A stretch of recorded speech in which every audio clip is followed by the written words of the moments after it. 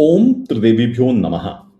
त्रिशक्ति healing में पुनः आपका स्वागत है। आज हम थोड़ा समय व्यतीत करेंगे शनिदेव जी और शनिदेव जी के प्रभाव, जिसमें साढ़े साती एक प्रमुख प्रभाव है जो हमारे जीवन में आता है, इस विषय पर। अगर हम अपने जीवन काल में देखें, हम में से अधिकतर लोगों को 2 बार साढ़े साती का प्रभाव उठाना पड़ता है, और जिनकी आयु लंबी होती है वो 3 बार भी शनिदेव जी के साढ़े साती से गुजर सकते हैं। अब कई सारे लोगों को साढ़े साती के बारे में कुछ भी नहीं पता होता, और इस कारणवश वो आपके जीवन में होने वाले एक बहुत ही महत्वपूर्ण घटनाक्रम को पूरी तरह से उपयोग करने से चूक जाते हैं। और कुछ लोग जिनको आधा अधूरा पता होता है, वो साढ़े साती के दौरान, उससे पहले और उससे बाद में भी कई सारी ऐसी गलतियां करते हैं जिससे उनकी परेशानियां और ज्यादा बढ़ जाती हैं। और इनमें से कुछ लोग ऐसे भी हैं जिनके ऊपर साढ़े साती का कोई गलत प्रभाव होना ही नहीं है, वो फिर भी कुछ ना कुछ गलत करके उसका दुष्प्रभाव बना लेते हैं। तो आइए आज अगले कुछ समय में समझते हैं कि वास्तव में शनि देव का क्या प्रभाव है साढ़े साती में, इसका चंद्र से क्या जुड़ाव है, और जब साढ़े साती होती है तो उसके पहले खंड, दूसरे खंड, तीसरे खंड में क्या होता है, कौन से ऐसे लोग हैं जिनको साढ़े साती अधिक प्रभाव देती है गलत और अधिक प्रभाव देती है अच्छा, और हमें करना क्या चाहिए। ऐसे कई सारी चीजों के बारे में हम समझते हैं, और मेरे साथ आखिरी तक बने रहिएगा, क्योंकि साढ़े साती के उपाय इतने सारे हैं जो लोग बताते हैं। मैं आपको ये बताऊंगा कि वास्तव में उपाय क्या काम करते भी हैं शनिदेव के साथ, या आपको कुछ और करने की आवश्यकता है। तो ऐसी क्या चीजें हैं जो आप कर सकते हैं, तो इन सभी चीजों के बारे में चर्चा करेंगे। चलिए यहां से शुरू करते हैं कि ये साढ़े साती है क्या। अब जैसे आपको नाम से पता लग रहा होगा, 7.5, ये 7.5 वर्ष का एक छोटा सा खंड है, और इस छोटे से खंड को समझने के लिए हमें पता लगाना होगा कि हमारी चंद्र राशि क्या है। तो जिस भी राशि में आपकी चंद्रमा बैठे हैं वो आपकी चंद्र राशि कहलाती है। तो अगर आप अपने कुंडली को देखेंगे, जहां पे आपके चंद्र बैठे हैं वो राशि आपकी चंद्र राशि है। अब साढ़े साती तब होती है जब शनिदेव जी गोचर करते हुए 30 साल में एक बार आपके चंद्र राशि से 12वें घर के ऊपर से, आपकी चंद्र राशि के ऊपर से, और आपके चंद्र राशि से अगले घर के ऊपर से, दूसरे घर के ऊपर से हो करके गुजरते हैं। तो चंद्र राशि से 12वें घर, चंद्र राशि के ऊपर से, और चंद्र राशि से दूसरे घर के ऊपर गुजरने को हम साढ़े साती कहते हैं। ये तीनों 2.5 साल के आसपास के खंड होते हैं, क्योंकि शनिदेव जी को एक राशि में से निकलने में तकरीबन 2.5 साल लगते हैं, और इस प्रकार से वो 29 से 30 साल के बीच में आपकी पूरी कुंडली का एक परिक्रमा पूरी करके वापस उसी स्थान पर पहुंचते हैं। क्या साढ़े साती ही एक ऐसी चीज है जिसमें शनिदेव जी का कुछ बहुत ही खास प्रभाव रहता है हमारी कुंडली पर? नहीं, शनिदेव जी की दृष्टि भी महत्वपूर्ण है, शनिदेव जी की ढैया भी बहुत महत्वपूर्ण है, और शनिदेव जी की महादशा और अंतरदशाएं भी आवश्यक हैं। मैं आपसे इन सभी विषयों में किन्हीं और वीडियो में बात करूंगा। शनि की ढैया पर भी मैं आपसे बात करूंगा, शनि की महादशा पर भी आपसे बात करूंगा, और जब शनिदेव जी की अंतरदशा प्रत्यंतर दशा वगैरह होती है इस पर भी बात करूंगा। आज हम केवल और केवल साढ़े साती को देखेंगे, और अभी कुछ ही हफ्तों में मैं आपसे शनिदेव जी का जो अभी साढ़े साती जिनकी खत्म होने वाली है, कुंभ राशि, जिनकी साढ़े साती में अभी 2-2.5 साल बचे हैं, जो मीन राशि, और जिनकी अभी साढ़े साती शुरू हुई है, मेष राशि, इस पर भी आपसे चर्चा करूंगा। तो अब शनिदेव जी कौन है? शनिदेव जी आपके काल पुरुष की कुंडली, जिसको हम मेष राशि से शुरू करते हैं, काल पुरुष की कुंडली, उस काल पुरुष की कुंडली में जो 10वां घर है और 11वां घर, यानी कि मकर राशि और कुंभ राशि, इसके स्वामी हैं। इनका आधिपत्य है शनिदेव के पास, यानी कि आपके कर्म से जुड़े हुए और आपके लाभ से जुड़े हुए कई सारे आधिपत्य शनिदेव जी के पास हैं। शनिदेव जी के जब आप कारकत्व देखते हैं तो केवल कर्म और लाभ के कारकत्व नहीं, उनके कई और भी कारकत्व होते हैं। जैसे 8वें घर से जुड़े हुए, आयु से जुड़े हुए कुछ कारकत्व हैं, 12वें घर से जुड़े हुए कुछ कारकत्व हैं, जहां पे आध्यात्म से जुड़े हुए कारकत्व भी आ जाते हैं, और आपके ट्रैवल वगैरह से भी जुड़े हुए कई कारकत्व आ जाते हैं। ऐसे कई सारे और भी कारकत्व हैं। तो शनिदेव जी हमारे कुंडली के एक बहुत ही महत्वपूर्ण ग्रह हैं। बल्कि मैं तो आपसे ये कहूंगा, शनिदेव जी जैसी कृपा शायद ही कोई और ग्रह करते हों, क्योंकि शनिदेव जी जब आपको कृपा करते हैं तो वो अपने साथ साथ कई बार बृहस्पति देव की कृपा और शुक्राचार्य की कृपा, शुक्र ग्रह की भी कृपा वो ले आते हैं, अगर वो प्रसन्न हैं आपसे तो। इतने महत्वपूर्ण ग्रह हैं। अब शनिदेव जी और चंद्र का जब जुड़ाव होता है तो चंद्र से जुड़ी हुई कई सारी चीजों को ऊर्जा मिलती है, और शनिदेव जी के जो अपने कारकत्व हैं, जो उनका अपना आधिपत्य है, उनसे जुड़ी हुई कई सारी चीजों को वो देखते हैं। अब चंद्र क्या है? चंद्र आपका मन है, चंद्र आपकी मानसिक स्थिरता भी है, चंद्र आपका शरीर बल, आपकी शरीर की स्थिरता है, चंद्र आपकी आदतें भी हैं, चंद्र आपके एक प्रकार से जो आपकी खुद की आइडेंटिटी जिसको हम कहते हैं, आपकी पहचान से जुड़ी हुई आपकी यादें हैं, ये भी चंद्र हैं। चंद्र आपके मानसिक संतुलन के अलावा जो भी आपके जो छत्र है, जिस प्रकार से आपको छाया मिली हुई है, जो आपको सपोर्ट मिला हुआ लाइफ में मानसिक स्तर पे, वो है। चंद्र आपसे, आपके परिवार से जुड़े हुए रुझान भी हैं। चंद्र आपकी अंतरात्मा से जुड़ी हुई, आपके मनस से जुड़ी हुई, आपकी अपनी बुद्धि से जो जुड़ाव है वो भी है।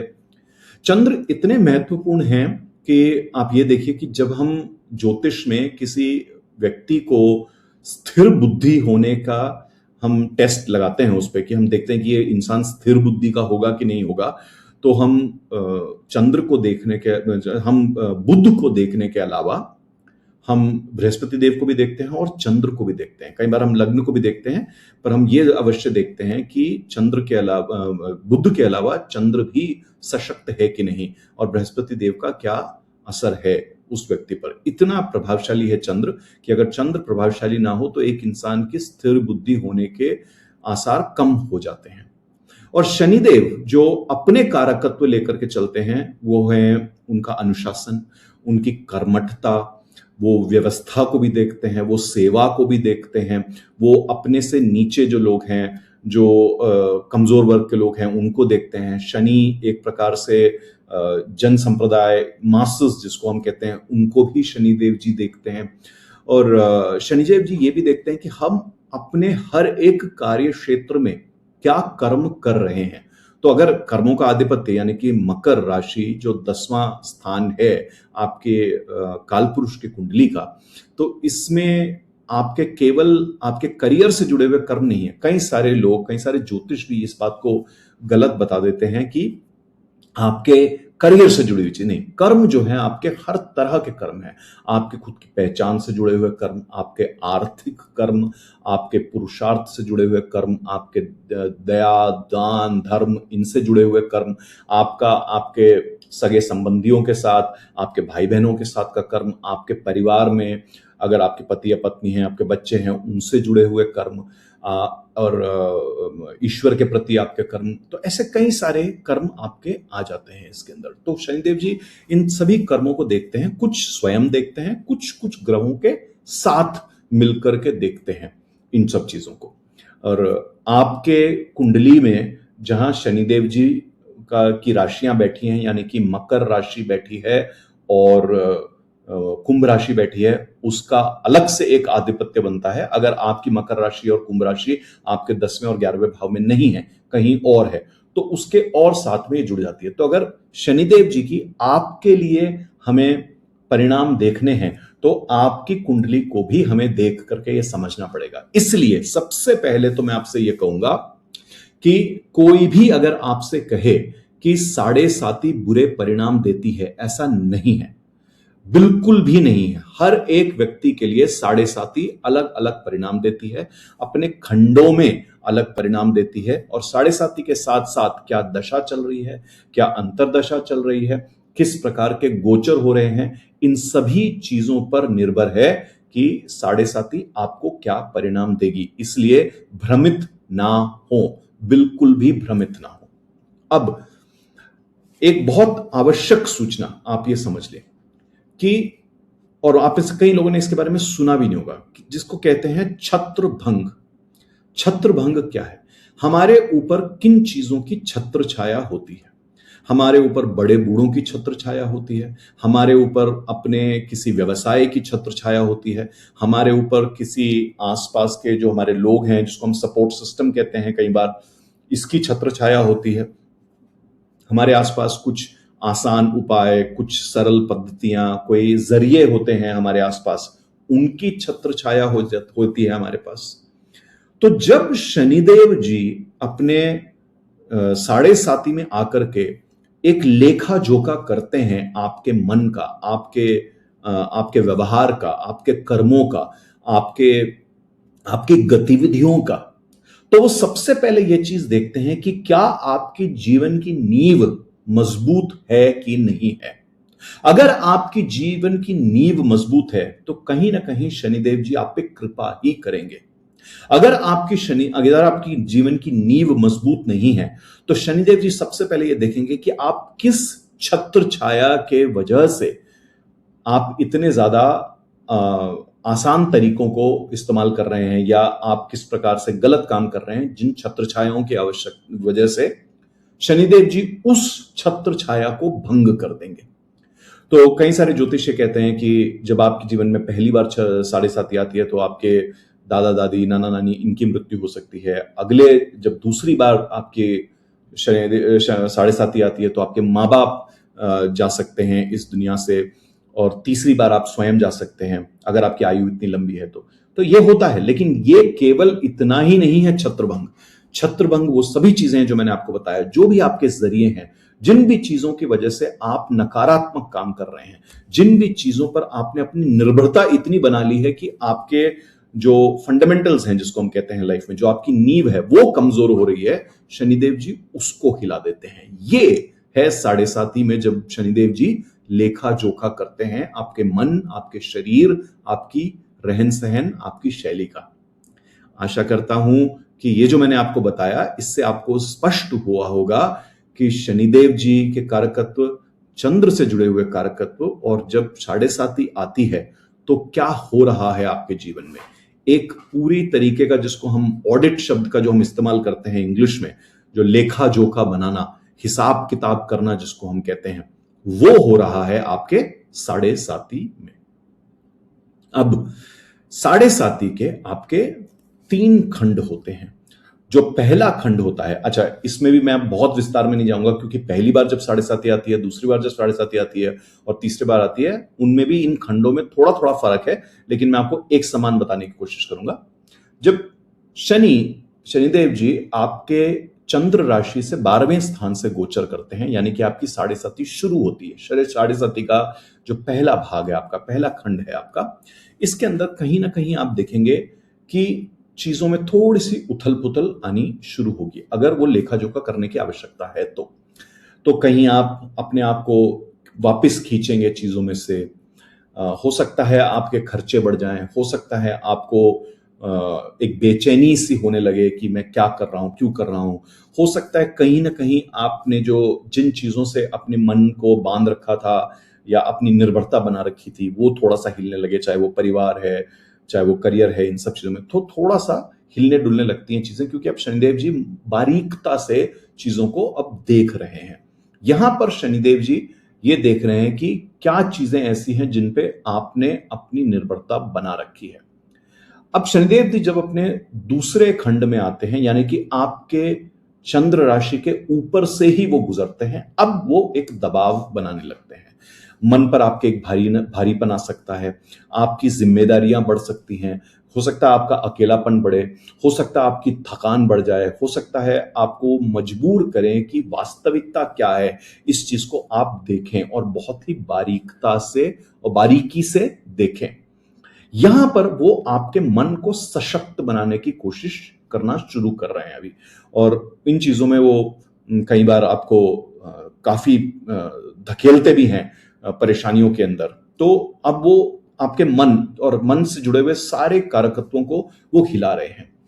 और फिर आता है उनका आखिरी पड़ाव, जब वो तीसरे भाग से गुजरते हैं और यहां पे वो आपके चंद्र राशि से दूसरा जो भाव है वहां से गुजरते हैं, और इधर वहां पे आपको वो सही में सबक सिखाने शुरू करते हैं।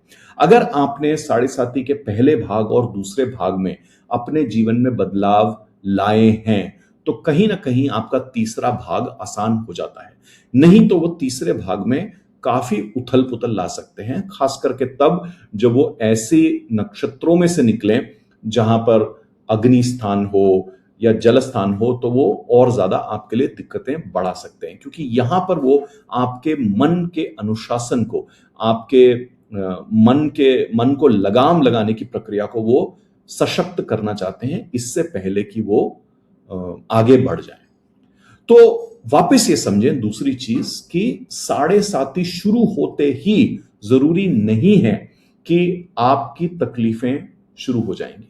साढ़े साती आते हुए ये भी देखना हमें आवश्यक है कि किसकी महादशा चल रही है, किसकी अंतरदशा चल रही है, गोचर कहां से हो रहा है, किसका गोचर है, तब जाकर के आप ये देख पाते हैं कि वास्तव में आपके लिए क्या प्रभाव होने वाले हैं। अब अगर आपकी कुंडली में शनि अच्छे परिणाम देने वाले हैं, जैसे शनि अगर आपके भागेश हैं वास्तव में, या शनि किसी और तरीके से आपको सहायता दे रहे हैं, जैसे अगर वो अच्छे परिस्थिति में बैठे हुए आपके लग्नेश हैं, या अगर वो आपके कार्य क्षेत्र से जुड़े हुए हैं और अच्छे परिणाम देने वाले हैं, तो वो आपके लिए अच्छा ही करेंगे। कहीं ना कहीं लेखा जोखा वो फिर भी करेंगे, लेकिन वो अच्छा ही करेंगे। लेकिन अगर शनि आपके कुंडली में अच्छे परिणाम देने वाली स्थिति में नहीं है, जैसे वो पीड़ित हैं या ऐसी किसी स्थान पर बैठे हैं जहां पे उनकी दृष्टि से आपको तकलीफ होगी, तब शनि की साढ़े साती में आपके तकलीफ बढ़ सकते हैं। लेकिन आप एक चीज याद रखिएगा, अगर आपकी जीवन की नींव मजबूत नहीं है तो चाहे शनि अच्छे परिणाम देने वाले हों या बुरे परिणाम देने वाले हों, शनि अवश्य आपको हिलाएंगे। आपके जीवन की नींव, यानी कि आपकी पहचान से जुड़ी हुई आपकी नींव, आपकी आर्थिक नींव, आपकी पारिवारिक नींव, आपकी व्यवहारिक नींव, आपकी व्यवसायिक नींव, आपकी रिश्तों से जुड़ी हुई नींव, इन सभी नींवों पर शनिदेव जी की नजर जाती है। अगर वो नींव मजबूत नहीं है तो आपको तकलीफ होगी। इस बात को आप याद रखिएगा, इससे आपको कोई नहीं बचा सकता। अब थोड़ा सा हम ये देखते हैं, मैं अब सारे आपके जो कॉम्बिनेशन या परिस्थितियां हैं वो तो नहीं बता पाऊंगा इस वीडियो में, क्योंकि आपकी कुंडली से जुड़े हुए कुछ चीजें हमें देखनी पड़ेंगी। लेकिन कुछ चीजें आप ध्यान रखिएगा, जैसे अगर और शनिदेव जी आपको कब दुष्परिणाम दे सकते हैं या बहुत ही जिसको हम स्ट्रॉन्ग शक्त परिणाम है वो दे सकते हैं। अगर आपका चंद्र कमजोर है या आपके चंद्र को किस प्रकार की कुदृष्टि है उस पर, या दुस्थान में बैठे हैं, तो आपको काफी भारी परिणाम आ सकते हैं। अगर शनिदेव जी किसी भी प्रकार से आपके चंद्र से जुड़े हुए हैं आपकी कुंडली के अंदर, या आपकी शनि दशा चल रही है और उसमें चंद्र की भुक्ति चल रही है यानी कि अंतर्दशा चल रही है, इससे भी आपको दुष्परिणाम मिल सकते हैं। अगर चंद्र कहीं ना कहीं आपके किसी और गोचर के साथ जुड़े हुए हैं और शनि जी आपके किसी गोचर के साथ जुड़े हुए हैं, जैसे राहु केतु का एक्सेस अगर चंद्र के ऊपर से जा रहा है, या आपके चंद्र को किसी भी प्रकार से मंगल की कोई प्रभाव पड़ रहा है, गलत प्रभाव, या आपके गुरु सशक्त नहीं है, तो इन सभी परिस्थितियों में आप पर दुष्परिणाम बढ़ सकते हैं। लेकिन मैंने आपसे जो नींव की बात कही थी वहां फिर से हम जाते हैं।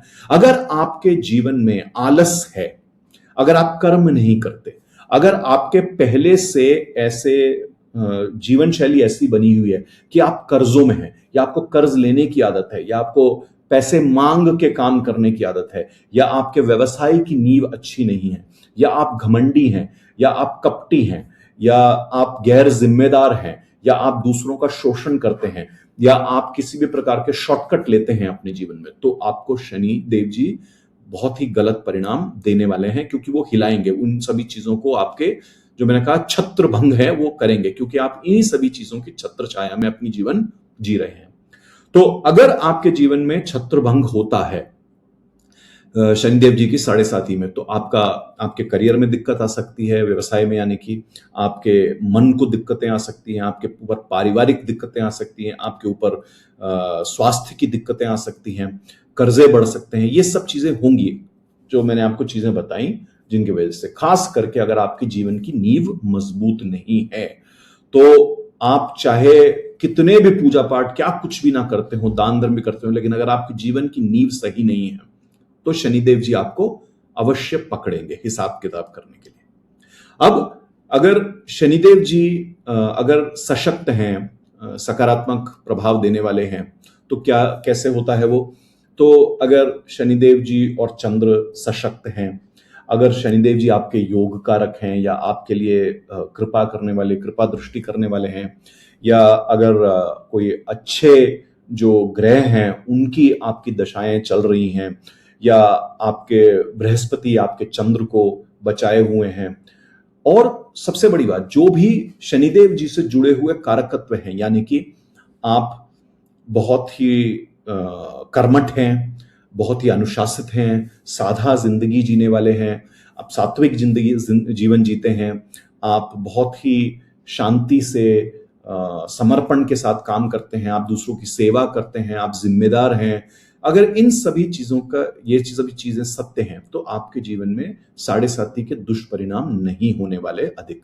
हाँ, वो आप पर एक दबाव जरूर बनाएंगे, वो आपको मेहनत करवा देंगे साढ़े साथी में, वो आपकी जिम्मेदारियां बढ़ा देंगे, वो आपको और ज्यादा गहन अध्ययन करने पर मजबूर कर देंगे, आपको और सटीक बनाएंगे। वो हो सकता है आपका स्थान परिवर्तन कर दें, हो सकता है वो आपके लिए थोड़ी सी जो परिपक्वता लानी है ऐसी चीजें कर दें, और जो दीर्घकालीन चीजें हैं उस पे आपको काम करवा दें, एकदम आपको परिणाम न दे, ऐसा हो सकता है साढ़े साथी में। लेकिन अगर शनि सशक्त हैं, चंद्र सशक्त हैं, और आपकी जीवन की नींव अच्छी है, मजबूत है, तो आपके लिए वो अच्छे परिणाम हो सकते हैं। तो अगर शनि ताकतवर है, आपका 10वां घर ताकतवर है, या आपका 12वां घर ताकतवर है, तो इन सभी में शनिदेव जी काफी अच्छे परिणाम दे सकते हैं। बल्कि मैंने तो ये कई लोगों की कुंडली में देखा है कि शनिदेव जी अगर अच्छी तरीके से आपके भाग्य भाव से, जो आपका 9वां भाव है, या आपके मोक्ष भाव जो 12वां भाव है, इनसे जुड़े हुए हैं, तो शनि के साढ़े साथी के दौरान लोग कितने ही धार्मिक हो जाते हैं, कितने मंत्र सिद्धियां, गुरु से जुड़ जाते हैं, अलग अलग तरीके के साधनाएं करने लगते हैं, उनके जीवन में बहुत ज्यादा सात्विकता आ जाती है, आंतरिक शक्ति उनकी बढ़ जाती है, उनकी ऊर्जा मंडल उनका बढ़ जाता है, और बहुत अच्छे अच्छे काम करने लगते हैं। कुछ लोग जो बिजनेस में होते हैं, उनके लिए जब शनि बहुत ही सशक्त होते हैं साढ़े साथी में, वो हाँ जरूर आपका जो कैश फ्लो जिसको हम कहते हैं, उस पर थोड़ा सा वो ठीक कर देते हैं, गलत लोगों से आपको काट देंगे, बिजनेस को थोड़ा सा रिस्ट्रक्चर जिसको हम कहते हैं उसको करने में आपको मदद करेंगे। पर शनिदेव जी आपके बिजनेस को और भी सशक्त कर देंगे अगर शनि आपके लिए अच्छे हैं तो अपनी कुंडली दिखा करके आप जरूर देखिएगा कि आपकी कुंडली में शनिदेव जी और चंद्र की क्या परिस्थितियां हैं, और आपको वो किस तरह के परिणाम दे सकते हैं। तब जाके आप ये कह सकते हैं कि मेरे लिए अच्छे परिणाम होंगे या बुरे परिणाम। अगर अच्छे परिणाम मिलने वाले हैं शनि, फिर भी शनि साढ़े साथी में मेहनत जरूर करा देते हैं, वो थोड़े से आपके परिणामों को आने में थोड़े समय जरूर लगा देंगे, लेकिन आपको वो परिणाम देंगे अवश्य। लेकिन अगर आपको तकलीफ देने वाले हैं शनि और चंद्र का जो संबंध है, तो आपको साढ़े साथी के दौरान लॉसेस हो सकते हैं, अस्थिरता आ सकती है, आपका मन विचलित हो सकता है, डर बैठ सकता है आपके अंदर, आप व्यवहारिक तौर से आप ध्वस्त हो सकते हैं, ये सब चीजें हैं। और याद रखिएगा, और ये कुछ चीजें आप याद रखिएगा, शनि के साढ़े साथी में चाहे शनि अच्छे परिणाम दे या बुरे परिणाम दे, अगर आपकी आर्थिक नींव कमजोर है तो वो आपके आर्थिक संबंधों के छत्र भंग में आपको हिलाएंगे, कर्जे बढ़ सकते हैं आपके। तो पहले ये देखिए मेरी नींव मजबूत है कि नहीं। अगर आपके परिवार की नींव मजबूत नहीं है या आपका परिवार बहुत ज्यादा घमंडी है, दूसरों पर शोषण करता है, तो शनिदेव जी अवश्य आपके और आपके परिवार को हिलाएंगे। अगर आपकी वाणी स्पष्ट नहीं है, आपकी आपकी वाणी एक सात्विक वाणी नहीं है, तो आपको परेशानी में डाल सकते हैं शनिदेव जी। अगर आप नियमित रूप से चीजों को करने वाले नहीं है, आपकी दिनचर्या ठीक नहीं है, आपकी व्यवस्थाएं ठीक नहीं है, तो शनिदेव जी आपको अवश्य खिलाएंगे। तो ये थी कि आपको समझना कि क्या है शनिदेव का प्रभाव, क्या है शनिदेव जी की साढ़े साती, किस प्रकार से कुछ लोगों पर अच्छे परिणाम और कुछ पर बुरे परिणाम होते हैं, और साढ़े साती के कुछ बेसिक जो हम सीख कहते हैं वो क्या है। तो याद रखिए, साढ़े साती एक अभिशाप नहीं है। साढ़े साती हर एक को एक दंड देने नहीं आ रही है। साढ़े साती आपके मन को, आपके शरीर को, आपके जीवन शैली को परिपक्व करने के लिए आती है। इसलिए मैंने शुरुआत में कहा था कि अगर आप शनिदेव जी की साढ़े साती को समझेंगे तो ये एक ऐसा घटनाक्रम है 7.5 साल का, जहां पे आप अपने जीवन की नींव को बहुत ही सुंदरता से मजबूत कर सकते हैं। और अगर आपके हाथ से ये समय निकल गया, अगर आपने शनि की साढ़े साती को भी नहीं सुना, तो उसके अगले 30 साल में आपको अलग अलग ग्रहों से, अलग अलग भावों में अलग अलग तकलीफें हो सकती हैं। जब जब शनिदेव जी की ढैया आएगी या कोई दृष्टि पड़ेगी, तब तब शनिदेव जी फिर से आपका हिसाब किताब करेंगे। तो अपने मन को, शरीर को, जीवन को, जीवन शैली को और अपने जीवन से जुड़े हुए जो भी आपकी नींव है उसको आप मजबूत कर लें। और इसके लिए शनिदेव जी आपको पूरी पूरी सहायता देंगे अगर आप चेष्टा करेंगे। तो चेष्टा करना बहुत आवश्यक है, क्योंकि शनिदेव जी ये पूछते हैं कि जब मेरी साढ़े साती आई और मैंने तुम्हें चुनौती दी, तो उस चुनौती में क्या तुम्हारा मन सचेत रहा, क्या तुम्हारा मन अपने आराम को छोड़ करके, जो भी तुम्हारी छत्र थी, जो भी तुम्हारा एक नियंत्रण था, उसको छोड़ करके क्या तुमने मेरे बताए हुए मार्ग पे काम किया। ये शनिदेव जी पूछते हैं। अब आखिर में हम ये देखते हैं कि क्या हम कुछ ऐसी चीजें कर सकते हैं जिससे हमारे को सहायता मिल सकती है। देखिए, शनिदेव जी जो कर्म के कारक हैं, उनके लिए तो कर्म करना ही, सुधार करना ही, बुरे चीजों को बंद करना ही सबसे बड़ा उपाय है। काम किए बिना तो वो आपको छोड़ने वाले नहीं हैं। पर अगर आप ये देखें कि आपका स्वास्थ्य बिल्कुल ही उजड़ चुका है, या आपके पास बिल्कुल ही पैसों का कोई जरिया नहीं है, करियर का कोई जरिया नहीं है, तो मेरा यह मानना है कि आप हनुमान जी की सहायता लें, हनुमान जी की भक्ति लें। लेकिन वापस ये याद रखिएगा, जब भी आप हनुमान जी की सहायता लेते हैं, तो अगर आप सच्चे नहीं हैं, अगर आप सात्विक नहीं हैं, तो आपकी तकलीफें वापस बढ़ने वाली हैं। तो हनुमान जी के किसी भी पाठ को जो आपके गुरुओं ने आपकी परंपरा में बताया हो, चाहे हनुमान चालीसा हो या सुंदरकांड का पाठ हो, ऐसी कोई भी चीज अगर आप करें तो यह आपको मदद दे सकती है। खास करके उन लोगों के लिए जिनके पास कोई नींव बची ही नहीं, आर्थिक नींव नहीं है, व्यावहारिक तो खैर आपके हाथ में है, सामाजिक नींव नहीं है, या संबंध नहीं है, कोई भी ऐसा जरिया नहीं बच रहा उनके पास, उनके लिए तो हनुमान चालीसा और सुंदरकांड, ये दोनों चीजें ही बहुत ही ज्यादा सहायक हो सकती है।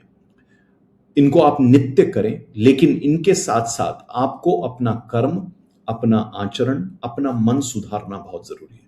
आपको धार्मिक होना जरूरी है। जैसे मैंने कहा, आप ये नहीं कर सकते कि आप सुबह हनुमान चालीसा पढ़ रहे हैं, उसके बाद दिन भर लोगों पर अपना क्रोध निकाल रहे हैं। आप बुरे समय से गुजर रहे हैं, इसका मतलब ये नहीं कि आप सबको पीड़ित करेंगे, ये नहीं कर सकते आप।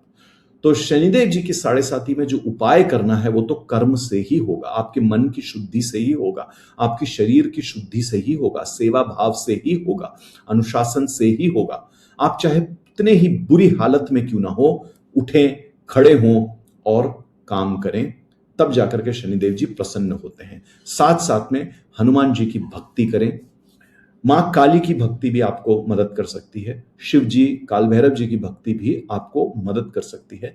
पर ये सभी चीजें ऐसी हैं जो एक गुरु के बताए हुए मार्ग से ही की जा सकती हैं। इसलिए मैंने आपको सबसे सरल चीज बताई कि आप हनुमान चालीसा का स्मरण करें। और हनुमान चालीसा में भी स्वामी श्री रामभद्राचार्य जी ने जो बताया है, हनुमान चालीसा की जो त्रुटियां हैं वो हटा करके उन्होंने बताया है। तो हनुमान चालीसा की जो सही प्रक्रिया है, जो सही उल्लेख है, उस पर आप ध्यान दें।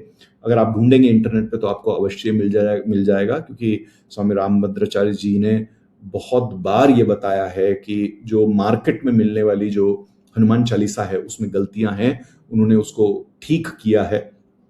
तो उस पर आप ध्यान दें और उसको सही ढंग से प्रयोग करें। तो याद रखिएगा, शनि की 7.5 में अगर आपको तकलीफ हो रही है तो कहीं ना कहीं जीवन की नींव है जो कमजोर है, उस नींव को ठीक करना आपके लिए आवश्यक है। जैसे भी हो आप सात्विक ढंग से अपनी नींव बढ़ाएं, नींव को ठीक करें, और जैसे ही आप काम करना शुरू करें उसके साथ साथ हनुमान जी की भक्ति लाएं। उससे आपको हमेशा हमेशा मदद मिलेगी। इसके अलावा अगर आपको कोई भी कहता है कि शनि का ये उपाय कर लें, वो उपाय कर लें, शनिदेव जी बहुत ही सरल हैं। वो आपके मन को देखते हैं, वो आपके क्रियाओं को देखते हैं। वो ये नहीं देखते कि आप उनके पास कितने बार मंदिर में गए, कितनी बार आपने उनको पूजा अर्चना करी। हनुमान जी भी ऐसे हैं, हनुमान जी भी आपके मन को देखते हैं। तो आपके लिए कर्म करना बहुत आवश्यक है। बाकी आप कई सारे शनिदेव जी के मंत्र भी हैं जो आप जप सकते हैं। जैसे वेद व्यास जी द्वारा जो रचित मंत्र हैं, नवग्रह मंत्र, उसमें से आप शनिदेव जी के मंत्र को कर सकते हैं। या ओम शं शनिश्चराय का नाम स्मरण कर सकते हैं।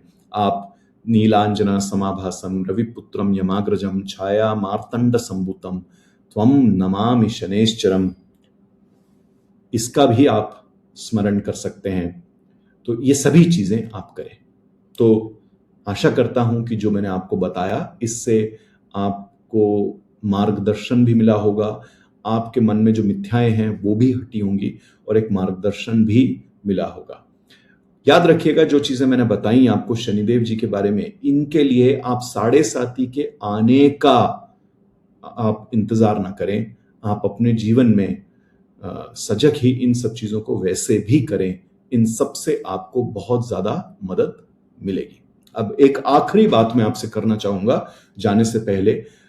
अगर आपके आसपास कोई व्यक्ति है जो 7.5 में से गुजर रहा है, उनके लिए आपको, अगर आप उनसे बड़े हैं, अगर आप उनके गुरु हैं, अगर आप उनके अध्यापक हैं, अगर आप उनके माँ बाप हैं, तो आपको उनकी सहायता करनी बहुत आवश्यक है। क्योंकि जो 7.5 में से गुजर रहा है उसका मन काफी विचलित हो जाता है। जैसे मैंने बताया, अगर खास करके शनिदेव जी की अगर कुदृष्टि है उन पर, या दूसरी चीजें जो मैंने बताई, या फिर आपकी जो नींव कमजोर है, तो ऐसे व्यक्ति को सोचने समझने और सही काम करने पर बड़ी तकलीफ होती है। तो ऐसे लोगों के लिए आप मार्गदर्शक बने, प्रेम से, सहजता से, सरलता से, पर निरंतर उनको आप थोड़ा थोड़ा करके मार्ग दिखाएं। यह बहुत आवश्यक हो जाता है कि अगर आपके आसपास शुभचिंतक हैं तो एक व्यक्ति जो 7.5 में से गुजर रहा है उसकी परेशानियां काफी कम हो सकती हैं। बल्कि मैंने ये चीज देखा है, जो परिवार सात्विक हैं, जो व्यक्ति सात्विक हैं, उनके साथ अगर कोई 7.5 से गुजर रहा हो, उनका जीवन भी सात्विक हो जाता है और 7.5 की परेशानियां कम हो जाती हैं। तो वैसे भी आप अपने परिवार को सात्विक रखिए, धार्मिक रखिए। हमारे सनातन से जुड़ी हुई जो चीजें हैं, पूजा अर्चना, घर की सफाई, व्यवस्था, दान धर्म, अच्छे व्यवहार, अच्छे संस्कार, ये वैसे भी आप कीजिए। आपका सनातनी होना तब सिद्ध होता है जब आप सनातन से जुड़े हुए अच्छे आचरण करते हैं। ये भी मेरी आपसे एक प्रार्थना है। तो इस वीडियो को अगर आपको आवश्यक लगे तो बार बार देखिए, समझिए, और अगर आपके कुछ प्रश्न हैं तो मुझे बताइए, मैं उन पे भी वीडियो बना दूंगा या आपको उत्तर दे दूंगा। ध्यान रखिएगा आप अपना। और शनिदेव जी एक बहुत ही कृपावान ग्रह हैं, इस चीज को कभी मत भूलिएगा किसी को भी आपको शनिदेव जी के बारे में भ्रमित करने के लिए मत आप ऐसी परिस्थिति लाने दीजिए। न भ्रमित हो, न भ्रमित करें। वो बहुत ही दयालु हैं, आपके जीवन को सुदृढ़ करने में, सजग करने में हमेशा वो तत्पर रहते हैं। जल्द ही मिलूंगा आपसे ऐसे ही एक विषय पर बात करने के लिए, और साढ़े साथी से जुड़े हुए राशियों के बारे में मैं विश्लेषण जल्द ही करूंगा आपके लिए। तब तक के लिए जय महाकाल, जय महाकाल।